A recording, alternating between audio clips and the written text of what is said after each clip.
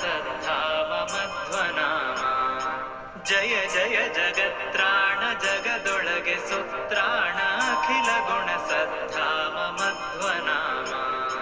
ಪಾವಕಚ್ಛಪ ರೂಪದಿಂದಲಂಡೋದಕದಿ ಓವಿ ಧರಿಸಿದ ಶೇಷ ಮೂರುತಿಯನು.